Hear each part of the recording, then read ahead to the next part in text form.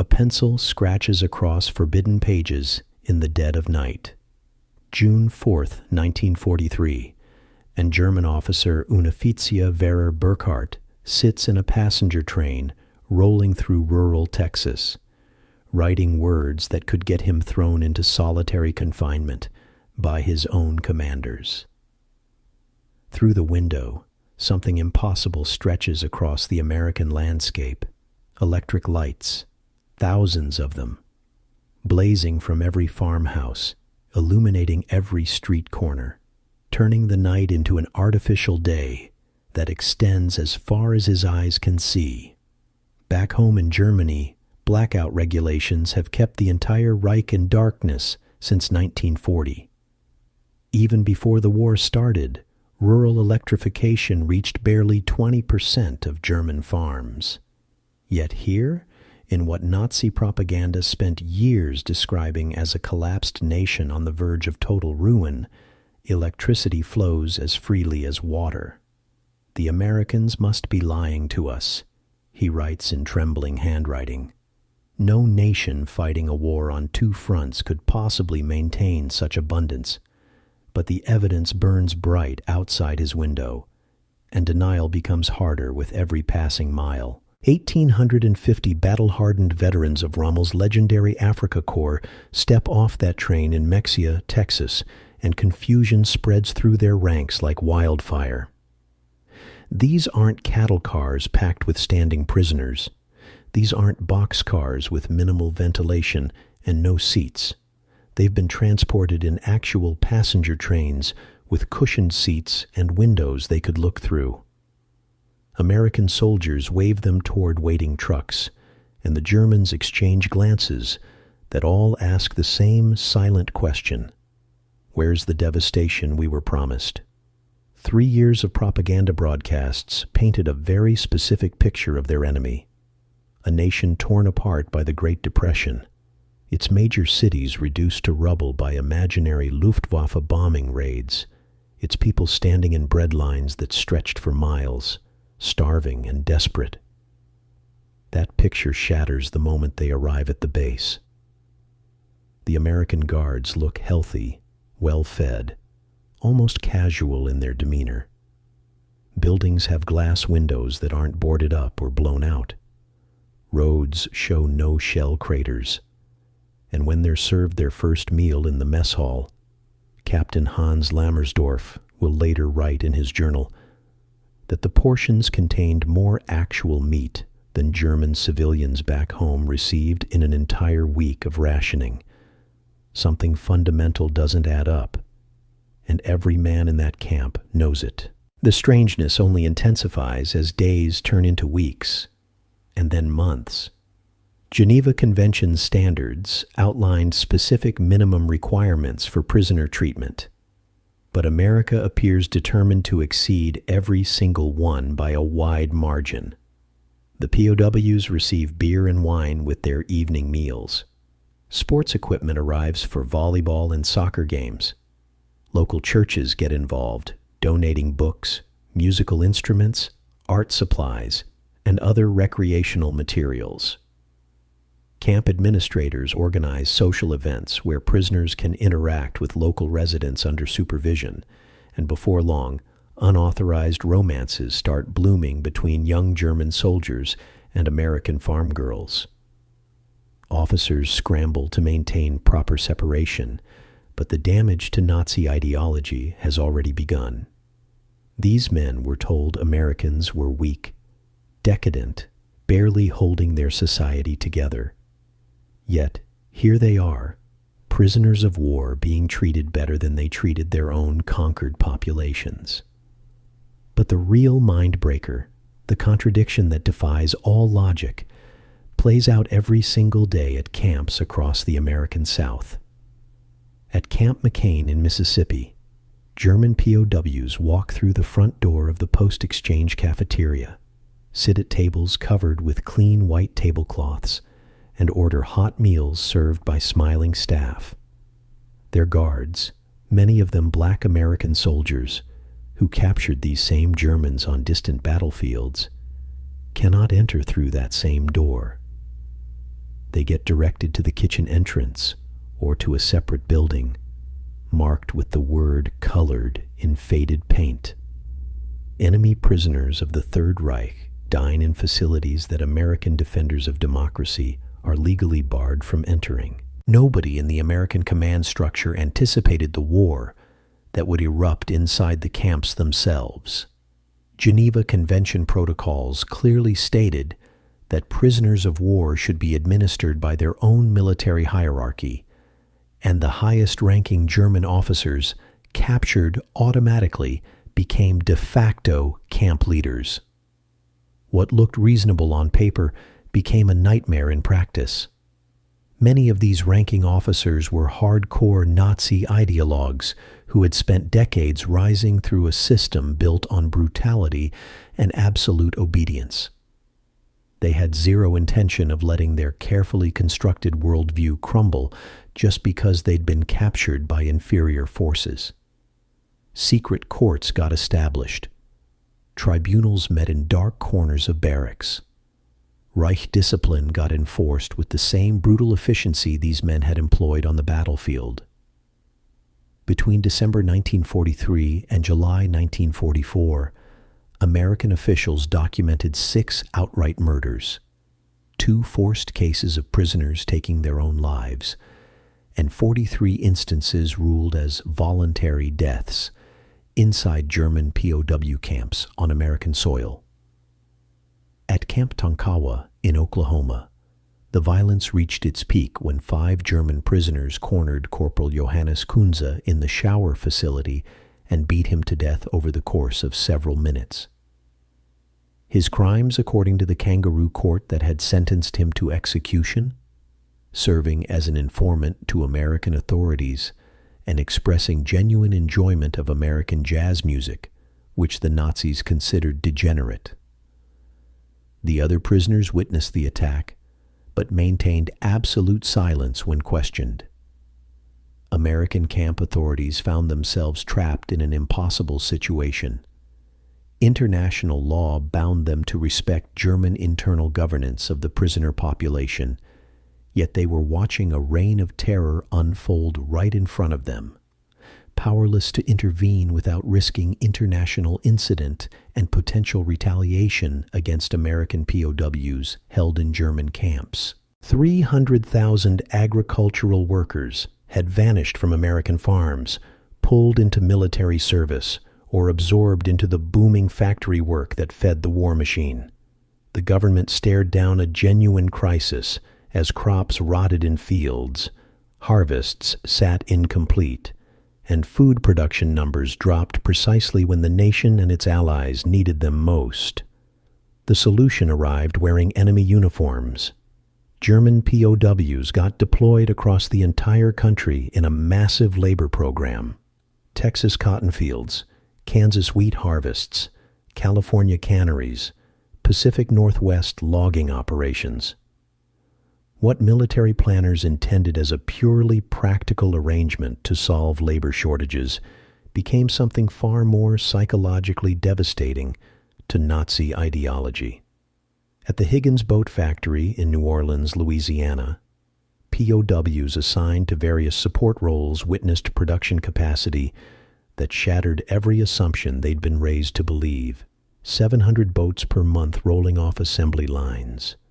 20,000 workers keeping those lines moving. And here's what broke their brains. A huge percentage of those workers were women. Women operating massive cranes.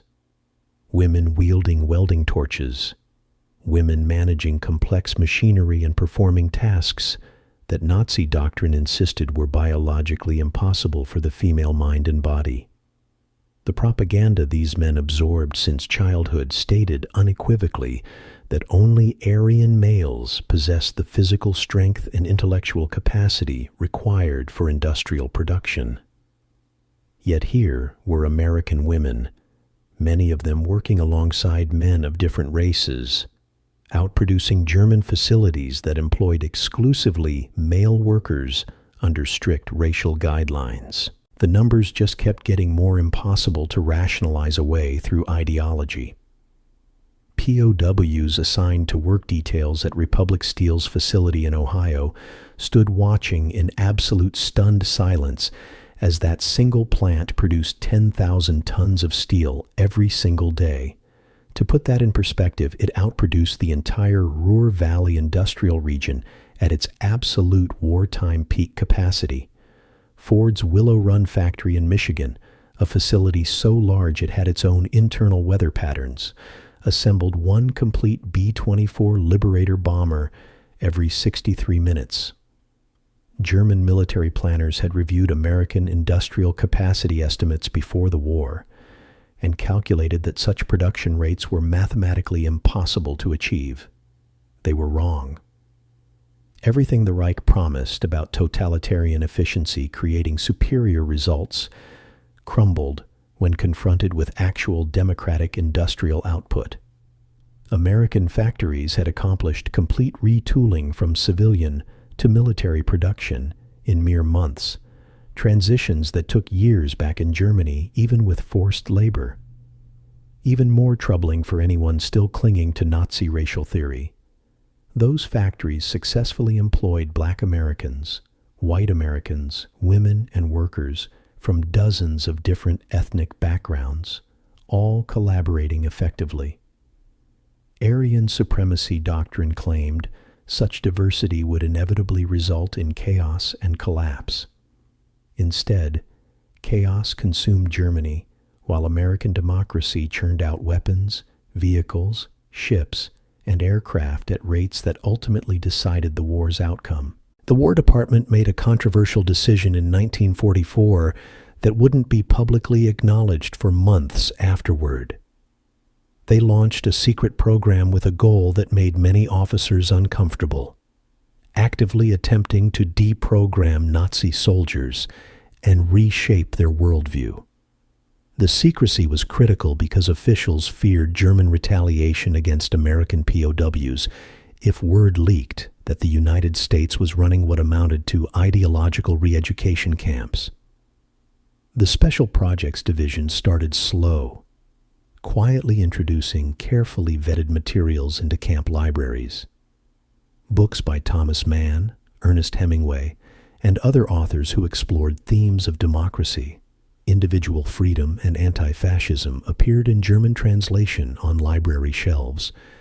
A newspaper called Der Ruf, written and published by anti-Nazi German POWs specifically for circulation within the camps, offered perspectives and information these men had never been exposed to under Reich censorship. Frank Capra's Why We Fight film series got scheduled for screening, though camp administrators initially presented them as simple entertainment rather than propaganda. Geneva Convention Article 17 encouraged intellectual diversion for prisoners to maintain mental health, and American authorities exploited that vague wording with surgical precision. The program remained deliberately small-scale and secretive until Germany's unconditional surrender made retaliation impossible. But seeds of doubt had been planted in thousands of minds, growing quietly in the dark. April 1945 delivered images that shattered what remained of many prisoners' faith in the Reich. Allied forces pushed deeper into Germany and Poland, liberating concentration camps that the Nazis had tried desperately to hide or destroy. Army Signal Corps camera crews documented everything they found with meticulous detail. Within weeks, that footage made its way back across the Atlantic to POW camps scattered across America, and mandatory screenings got organized for the German prisoners. They called them films of bones, reels showing skeletal survivors barely clinging to life, mass graves containing thousands of bodies, gas chambers disguised as shower facilities, and crematoriums that had operated around the clock. At Camp Butner in North Carolina, over 1,000 German POWs watched the footage in complete, absolute silence. When the lights finally came up, something broke. Men started tearing their German uniforms off right there in the theater, carrying them outside in bundles, and setting them on fire in improvised pyres.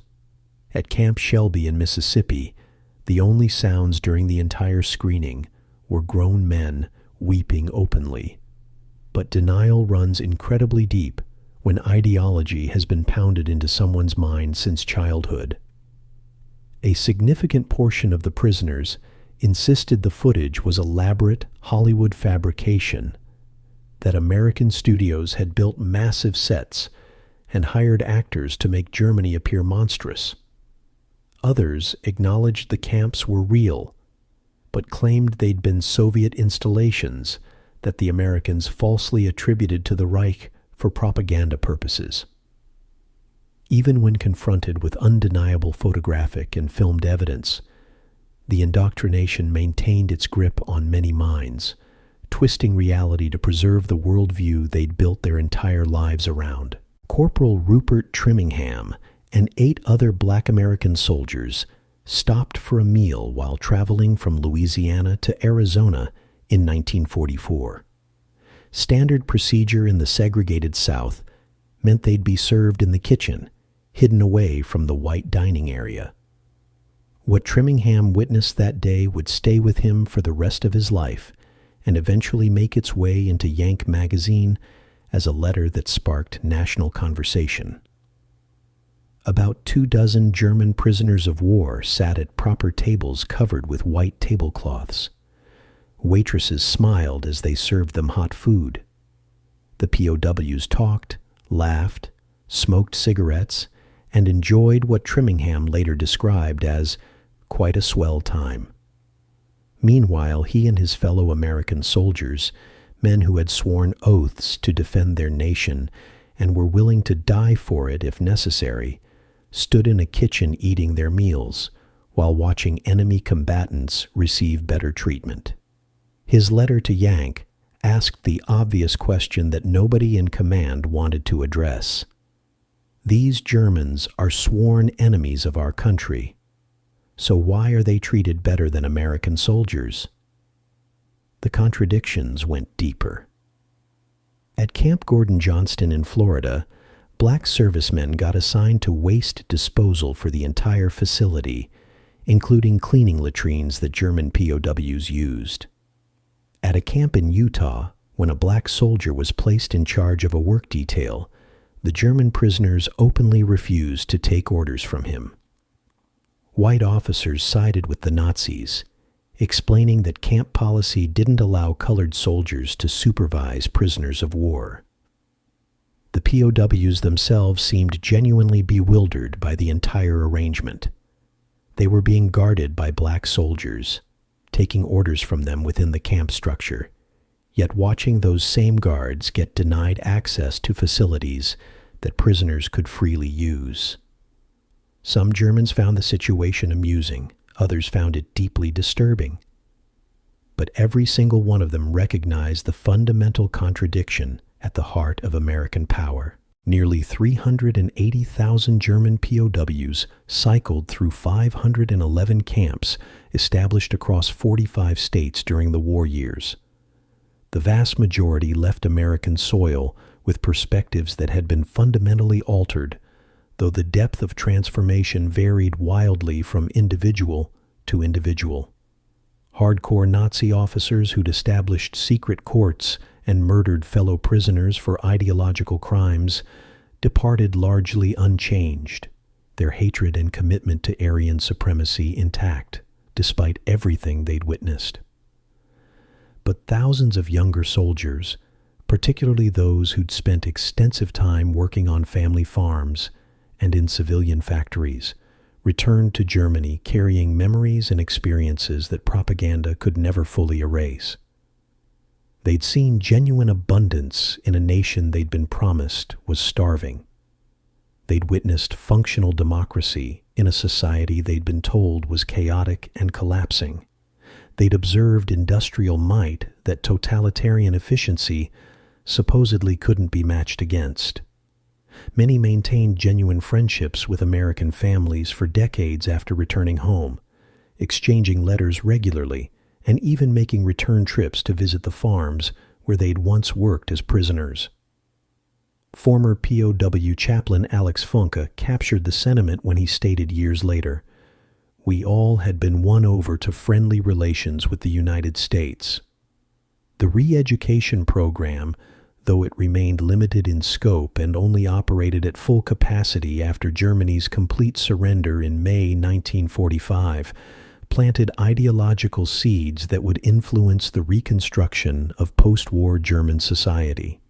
Official repatriation operations began in August 1945, following Japan's defeat, and by early 1946, the camps stood empty, gradually being repurposed or demolished.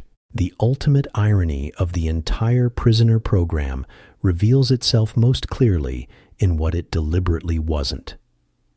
America's most devastating weapon against Nazi ideology turned out to be neither strategic bombing campaigns nor superior battlefield tactics, but simply the choice to let 371,000 enemy soldiers observe reality with their own eyes.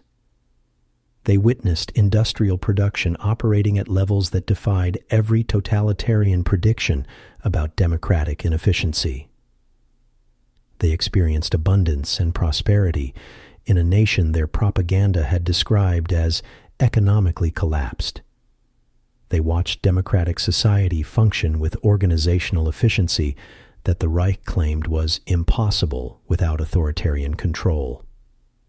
But they also got front-row seats to Jim Crow segregation, racial violence, and a nation that could somehow treat captured enemy soldiers better than its own black citizens who served in uniform.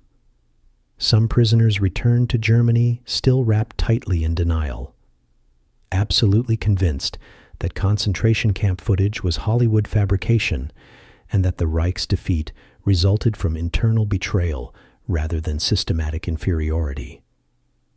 Others went home forever changed, carrying knowledge and perspectives that would prove crucial in rebuilding Germany as a democratic nation allied with its former enemies. The question that haunted so many of them, the one Officer Burkhart scribbled desperately in his forbidden diary on that train rolling through the Texas darkness, never received a satisfying answer from Nazi ideology. How did the supposedly weak democracy decisively defeat the supposedly superior system? The electric lights blazing across the American heartland at night had already provided the answer, stark and undeniable. But accepting that answer meant abandoning absolutely everything the Reich had taught them to believe about the world, about themselves, and about the inevitable destiny they'd been promised since childhood.